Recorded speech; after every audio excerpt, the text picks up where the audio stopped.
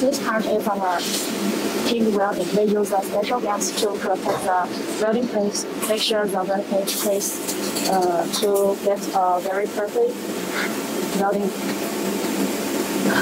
Usually when finished pre-weld icons, should first assemble the pipe cards, assemble every pipe cards together, and spot welding to connect the full pipe cards. After that, we need to do the full welding to do the TIG welding to finish the last process.